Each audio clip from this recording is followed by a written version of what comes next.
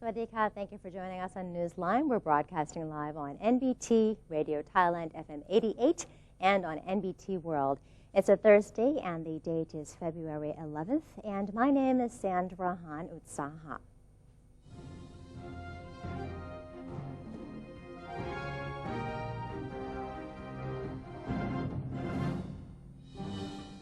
Welcome to today's segment of Thailand Moves Forward. In our first story for you in this edition, Prime Minister General Prayut Chan-o-cha presided over an event at the Santi Maitri building at Government House, held by the Internal Security Operation Command, or ISOC, to report on their activities in 2015 and their development scheme for 2016. In his speech, General Prayut praised ISOC for its successful problem assessments and suggested they extend the 2015 scheme into 2016 in order to maintain the continuity of work. He urged all sectors to work together and raise people's confidence in the government and strengthen stability in all respects. The Prime Minister said all threats that Thailand is facing should be addressed and monitored by relevant authorities. General Prayut pointed out that government officials and related agencies have to build confidence among the people at all levels. He also reiterated that stability is a significant foundation on which the country can move forward, in keeping with the government's slogan, stability, prosperity, and sustainability. He stressed that Thailand needs to progress, that is, in accordance with the philosophy of the sufficiency economy of His Majesty the King. ISOC aims to assume responsibility over non-traditional threats, including narcotics, human trafficking, illegal immigration, terrorism, and deforestation. ISOC also encourages participation in the public referendum in order to proceed to the third phase of the reform roadmap. Prime Minister General Prayut Chan-o-cha and other ASEAN leaders are ready to discuss cooperation with the United States President at the U.S.-ASEAN Summit this Sunday in California. Department of ASEAN Affairs Director General Chakrit Siwali said the U.S.-ASEAN Summit, which will be held at the Rancho Mirage from February 14th to 18th, will promote ties between the U.S. and ASEAN in various areas such as economy, society, politics, and security. The U.S. has turned its attention to Asia-Pacific, the Asia-Pacific region, that is, after it adopted a rebalancing policy. Malaysia is expected to use this opportunity to report its progress on establishing the Center to Counter Extremism during the summit in order to seek worldwide cooperation. Among several important topics at the U.S.-ASEAN Summit, the U.S. may play a major role in promoting the use of technology as a driving force for startup businesses as well as the economy at large. The Deputy Prime Minister for National Security has voiced confidence that the draft constitution will pass the public referendum as it addresses corruption in Thailand. Deputy Prime Minister and Defense Minister General Prawit Wongsuwon has said his ministry's suggestions and views on the draft charter are pending cabinet approval, as well as input from Prime Minister General Prayut Chan-o-cha and Deputy Prime Minister Wisanu Kreangam. The revised recommendations are to be submitted to the Constitution Drafting Commission, or CDC, within this month. When asked whether or not the government would adapt an existing constitution for the nation if the current draft does not receive public support, General Prawit said it was too early to consider the move, while voicing his confidence that the latest draft will be accepted by the public due to its clear anti-corruption measures. Deputy Prime Minister Wisanu has called for the Election Commission, Bureau of the Budget, Ministry of Interior, and Supreme Court to meet with the CDC to assure clarity and understanding. He explained that the date of the public referendum cannot be announced until its cost estimations have been finalized. However, Dr. Wisanu has assured that the process would likely finish in 4 months' time. A joint whip meeting has been convened between the National Legislative Assembly, or NLA, and the National Reform Steering Assembly, or NRSA, in a bid to coordinate their reform efforts. NLA Vice President Surachai Liengbunlechai stated that discussions during the meeting between NLA and NRSA whips mostly concerned their cooperation in laying down work plans for national reforms and avoiding duplication of work. The two bodies agreed to jointly draft new laws in support of the reform process and consider making internal adjustments in order for their operations to go hand in hand with those of the government. The NLA and NRSA are ready to continue to meet on a regular basis and submit the minutes to other major administrative bodies for acknowledgement. In regards to the compilation of public feedback and suggestions on the new charter, Mr. Surachai expected the NLA to conclude the process sometime today before forwarding the information to the Constitution Drafting Commission. And in Constitution Drafting Commission news, the Constitution Drafting Commission, or CDC, is hosting another public forum for people living in the central and eastern regions to further improve the draft constitution. The CDC will consider feedback that they deem reasonable and produce a summary report by next Tuesday. The Commission will then go through each section of the draft charter and make revisions to any clauses that appear unnecessary or outdated. The final draft will be presented to the government on March 29th. King Prachatipoks Institute and the CDC have also organized their third seminar at the government complex to educate the general public about the draft charter, as well as survey people's opinions. The first two events were held in Chiang Mai and Khon Kaen provinces. The 1st Naval Area Command has initiated cooperation with the Samut Sakhon Provincial Administration to address illegal fishing, human trafficking, and foreign labor.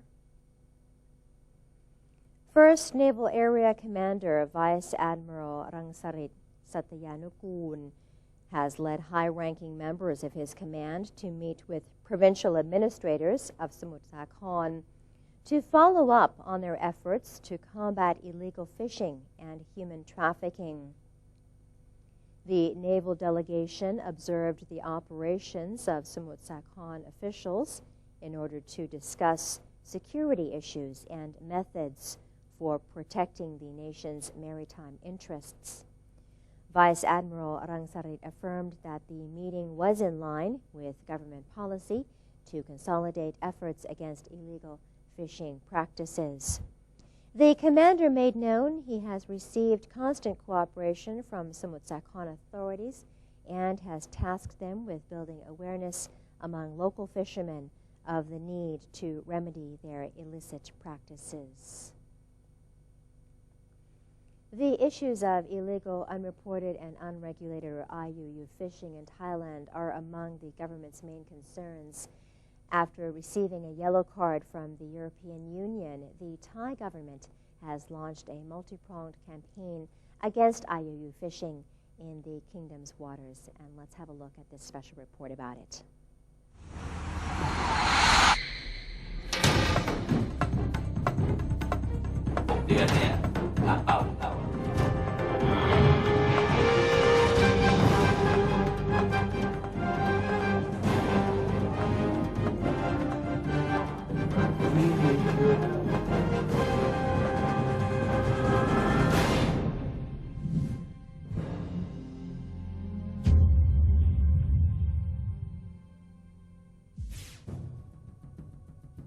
the issue of forced labor on fishing boats and proposals from the European Union that urge Thailand to seriously resolve the problem of human trafficking in the fisheries sector has led the Command Center for Combating Illegal Fishing, or CCCIF, to integrate all efforts with related agencies to enforce the labor laws. In this regard, a training program to prevent and suppress human trafficking, child labor, and forced labor at sea has been organized. This course is designed for training personnel to be effective in law enforcement on monitoring, separation, and protection of victims who fall prey of human trafficking, including the ability to perform work at sea, which is considered to be developed in accordance with the international laws. หลังจากได้หลักสูตรเนี่ยเราได้มีการ trial หลักสูตรนะครับไปครั้งหนึ่งแล้วมีการอบรม5 วันนะครับเสร็จแล้วเราก็เอาหลักสูตรนี้กลับมาพิจารณากันอีกครั้งหนึ่งก็มีการปรับปรุงหลักสูตรอีกนะครับเพื่อที่จะให้ตอบสนองได้ครบทุกมิติ The training program to prevent and suppress human trafficking, child labor, and forced labor at sea is divided into 3 classes. Each class comprises of 40 participants from various agencies, namely the Royal Thai Navy, Marine Police Division, Department of Fisheries, Harbour Department, Customs Department, Department of Employment, Department of Labor Protection and Welfare, Crime Suppression Against Human Trafficking Division, Department of Special Investigation, Minister for Social Development and Human Security, as well as the officers having jurisdiction to investigate the territorial sea or work in the police stations that has jurisdiction to investigate in the coastal area and commission prosecutors in the coastal provinces. การตรวจแรงงานในการคุ้มครองแรงงานและการค้ามนุษย์เข้าด้วยกันรวมทั้งการอบรมเรื่องการปฏิบัติการทางทะเลนะครับผมมั่นใจที่สุดว่าการคุ้มครองแรงงานประมงทะเลได้เริ่มขึ้นแล้วอย่างเป็นรูปธรรมและจะพัฒนายิ่งขึ้นไปครับ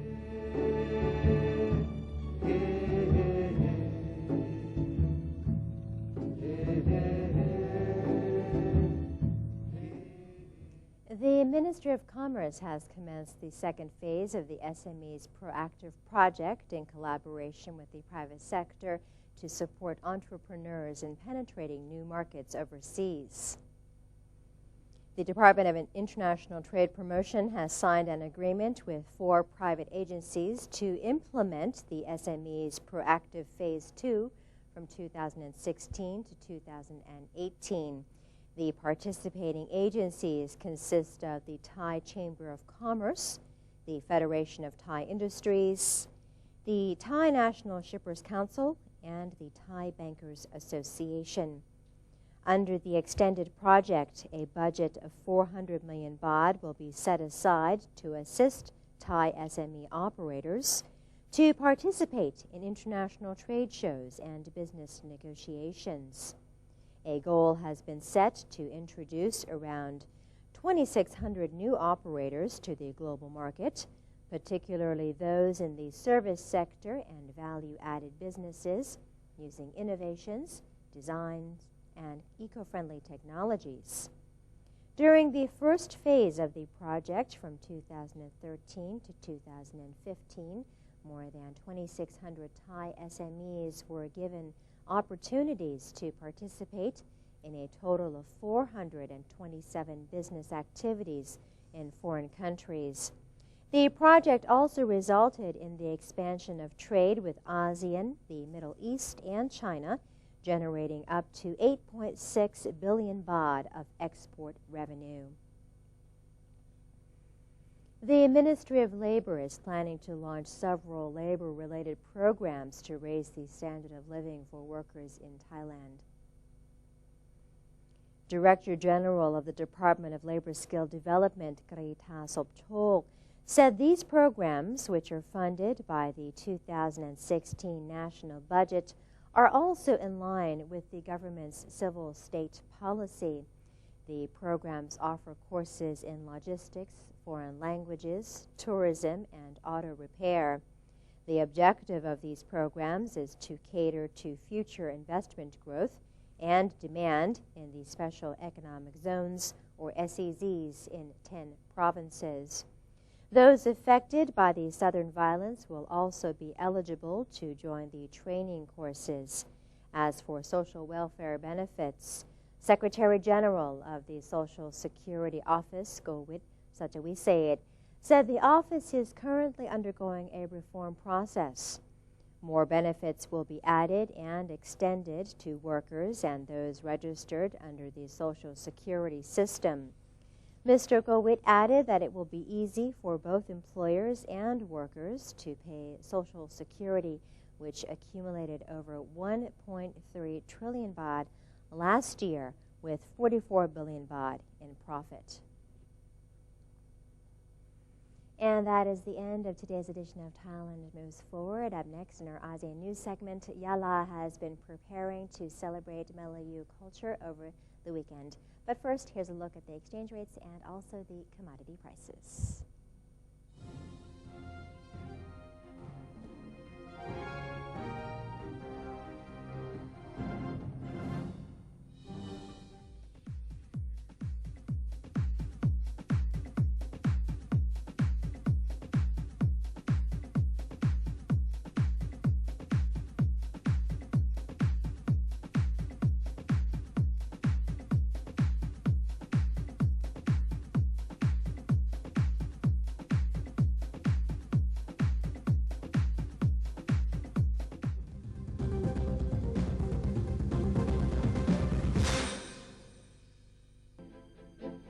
ASEAN Community. ASEAN member countries have agreed that the main part of the ASEAN community is its people. People are therefore to be the central focus. ASEAN Political and Security Community. In terms of politics and security, ASEAN promotes democracy, the principle of law, and good governance that protects fundamental human rights and freedoms accordingly. In terms of the economy, ASEAN gives priority to every section in society. For example, it promotes small and medium-sized enterprises, SMEs, and supports more public-private partnerships. A study of the social effects of the expansion of the Association of Southeast Asian Nations. 3 issues are: 1. Problem of laborers' migration. 2. Problem of ensuring security against new forms of crime. And 3. Problem of providing social welfare wherever needed. One vision, one identity, one community.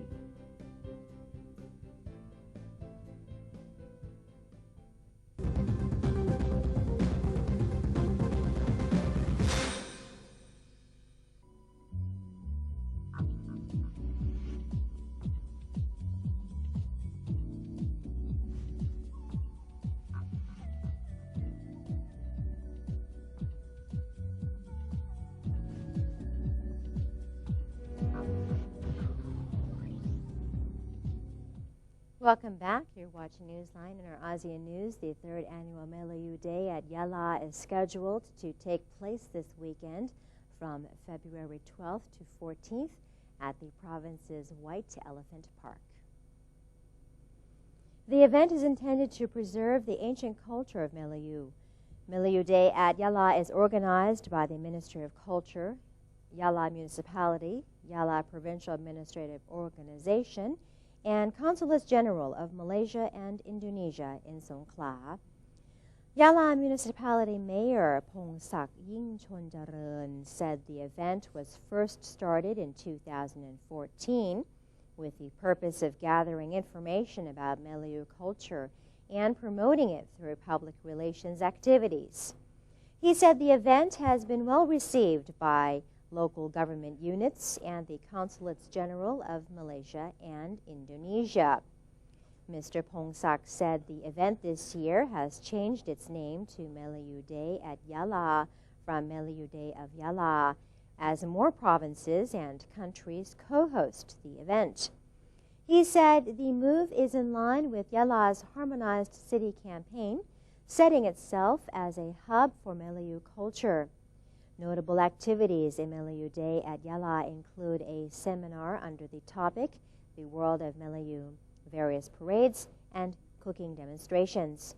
Those interested can also take part in contests in kite making and flying, public speaking, and storytelling.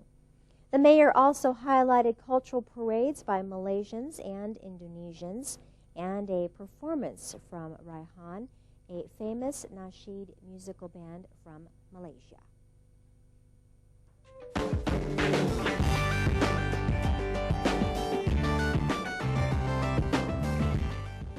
On to news from elsewhere in the world. 2 female suicide bombers killed more than 60 people at a camp for people displaced by an insurgency of the jihadist Boko Haram group in the northeast Nigerian town of Dikwa. The attack occurred 85 kilometers outside the capital of Borno State, center of the 7-year insurgency. It took place on Tuesday, but a breakdown in the telephone system prevented the incident being made public earlier. Emergency officials and the military source said the 2 female suicide bombers sneaked into an internally displaced persons, or IDP, camp and detonated themselves in the middle of it. No group claimed responsibility, but the attack bore the hallmarks of Boko Haram, which has frequently used female bombers and even children to hit targets. The militant group has recently increased the frequency and deadliness of attacks, with 3 at the end of January. At least 65 people were killed outside Borno State capital, Maiduguri, on January 31st. The chairman of the State Emergency Management Agency, Sotami Ahmad, added that 78 people were injured.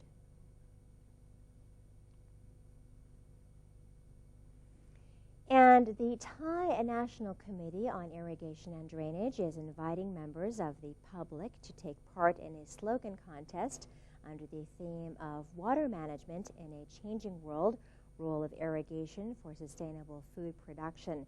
Now, the slogan must be in both English and in Thai. And if you decide to participate, then you want to send your idea to sloganwif2016@gmail.com no later than February 24th of 2016. The winner will be announced on February 29th and will receive 20,000 baht in prize money along with a certificate. For more information, you want to visit worldwideweb.rid.go.th/ThaiICID/, and the website should be appearing on your screen.